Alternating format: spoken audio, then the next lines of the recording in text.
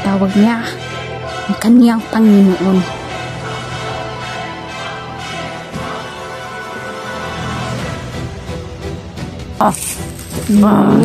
Butan niya, tapusin mo. Hello, magandang hapon. Kumusta po kayo mga idol? Mag-ingat po kayo kung saan man kayo ngayon. So, nandito ako ngayon mga idol. Ang bata po ay nasa akin at kailangan ko po siyang itago at kailangan po na hindi siya makita ng mga kalaban. Nakakalungkot na balita, no? Dahil nasaksihan niya ang pagkawala ng kanyang lolo mga idol. Naalala ko habang buhay pa ang aking ina, palagi siyang nagpapaalam sa akin. Hindi ako nakinig kasi kung iisipin ko lang mga idol na mawawala yung ina ko. Sobrang sakit po talaga. At nung nakita ko si lolo at yung apo niya mga idol, dinurog po ang puso mga idol. Talagang naiyak ako. At napakasakit mawalan ng mahal sa buhay. Lalo na kung siya na lang talaga ang inaasahan mo na makasama mo at mahal na mahal mo pa. Ayan, mag-ingat kayo palagi. Kailangan po nating paghandaan, no? Dahil estranghero lang talaga tayo dito sa mundo. Hindi kasi tayo taga rito mga idol.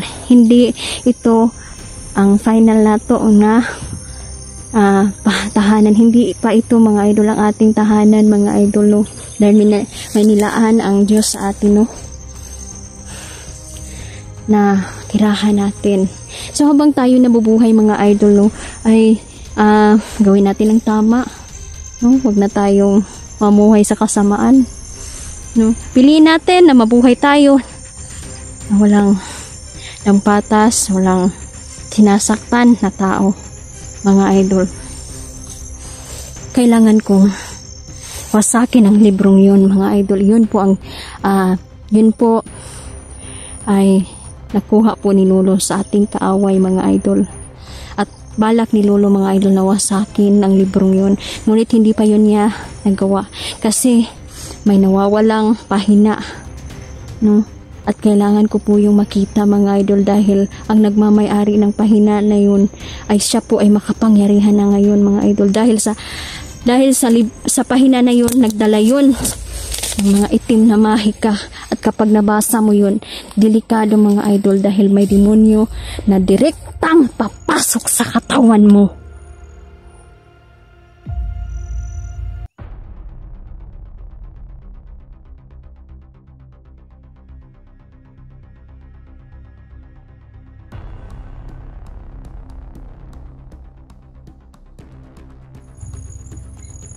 Kailangan wasakin ang librong yun. At yung bata mga idol ay hinahunting ngayon ng mga demonyo na yun. Kailangan ko siyang protektahan. Kahit saan pa tayo magpunta, nakasunod lang yan sila sa atin mga idol dahil titira yan sila patalikod at hindi paharap. Kahit sa bahay natin ay may nakatira mga demonyo mga idol. Kaya may mga bagay po, no? May mga bagay na nais, no, tirahan ng mga kaaway natin. Kung naglalaro kayo ng Spirit of the Glass mga idol, iwasan niyo po yan, no? Dahil tinatawag niyo ang demonyo. Nakikipag-usap kayo sa isang patay mga idol. Hindi na po patay ang tinatawag niyo dyan, kundi mga kaaway. Iwasan po ninyo yan mga idol. Daghan kaayo pa maagis ang kaaway nato, no, para mabitikta, mabihag ta nila mga idol, no. Si Satanas ay nais niyang nakawin sa atin ang ating kasiyahan. Higupin nila kahit ano na lang mga idol na mga natira sa atin. Gusto niya na mawala dahil wala ang kaaway natin sa impyerno. Nandito sila para wasakin, sirain tayo.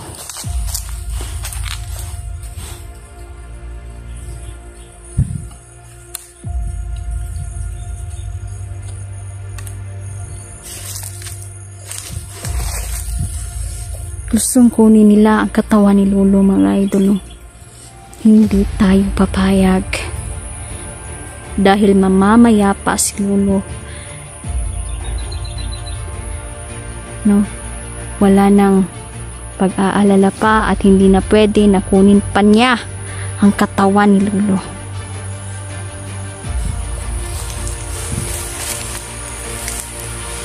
Ngayon tayo ang maghahanap sa mga demonyo na yan.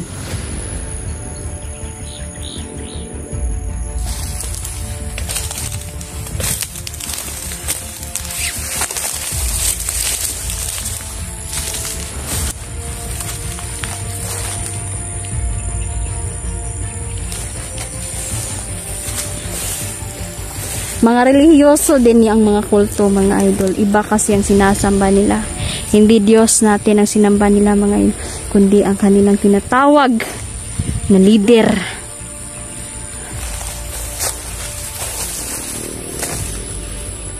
Kaya hindi ako papayag na meron pang magbuwis ng buhay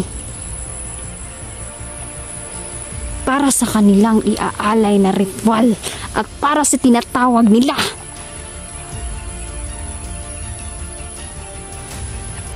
na maka-demonyong alay. Nandito na ang mga abwak at ilalaglag natin sila. Nagtatago sila, mapagbalat kayo sila. Ganon si Satanas, mga idol, no? Minsan pinapakita niya na mabuti siya upang mahatakan niya. At gumagamit pa siya, mga idol, ng mga maaamong mukha. No? Maaamong mukha ang gagamitin niya at iharap sa atin para tayo ay malinlang. Yan ang pamamaraan nila, mga idol. Kaya hindi tayo papayag na tayo ay malinlang. Ilang beses nila akong sinubukang patayin sa aking panaginip. Ngunit hindi nagtagumpay. Dahil pinapalakas ko ang paniniwala ko sa Diyos. Kailangan mong kapitan, mga idol. Huwag kang bibitaw. Hawakan natin ng kamay ng ating Diyos Ama. Huwag tayong papatalo sa mga kaaway natin. Kailangan kong tapusin ang mga abwak na to. Ako ang tatapos sa kanila. At kahit anong gawin nila, pagpaplano sa pag-ubos ng mga tao dito, papatayin at papatayin natin sila.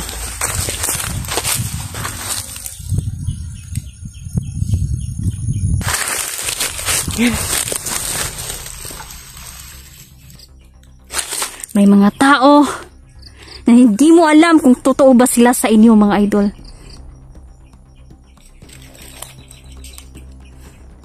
Kaya ingat kayo sa mga pamamaraan ngayon ng mga kaaway. Oops. Nandito na ang abak na hinahanap natin. Salamat, gabay, dahil hindi mo ako pinuko.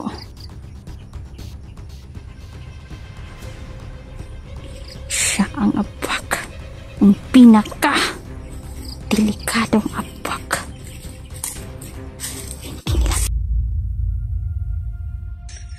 Sabihan niyo po ako. Gusto kong pumatay ng tao ngayon.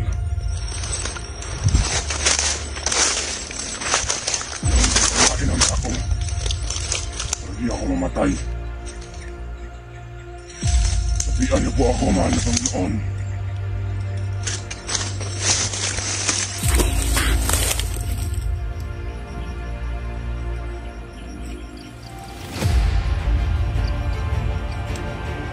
Tinatawag niya ang kaniyang Panginoon. Titingnan natin kung darating ba para tulungan siya.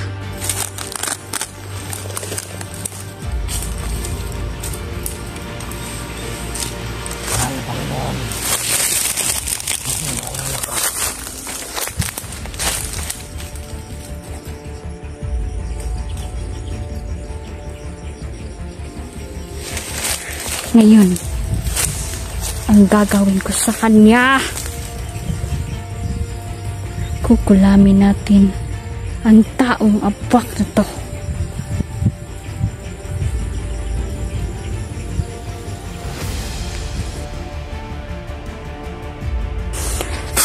Patayin ninyo, magparami kayo mga insekto. Putulo ninyo ang daliri ng abwak na to.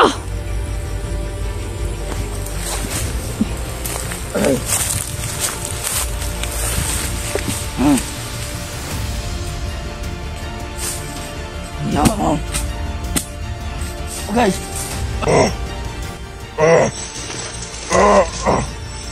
Ngayon kamot. Kamay ko. Kainin nyo. Putulin nyo ang kanyang daliri.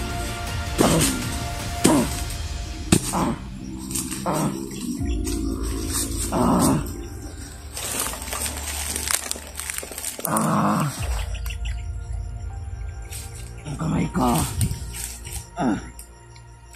Nangyari ko.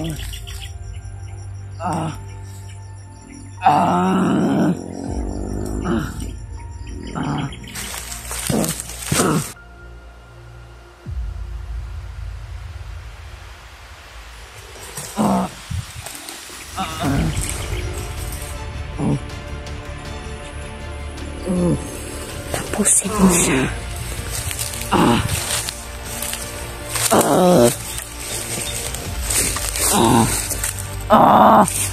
Ang muta niya. Tapusin mo. Ang muta.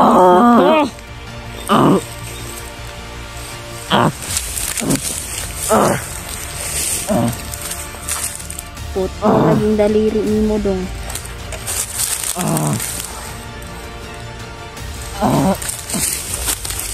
Yan.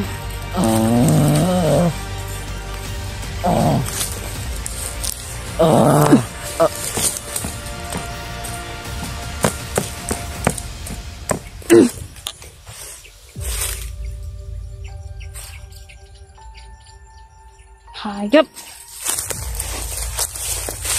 Yan mga idol. Pinutol ng mga insekto ang kanyang daliri. Hindi kayo ang hari dito sa mundo. Tandaan ninyo. Kung sa palagay ninyo, malapit na kayong maghari dito sa mundo, nagkakamali kayo. Dahil kahit saan pa kayo magpunta, ay hahanap-hanapin ko kayo. Mag-ingat kayo mga idol. Marami pang darating. Kailangan protektahan ang bata. Kailangan kong ilayo siya dito sa lugar na to.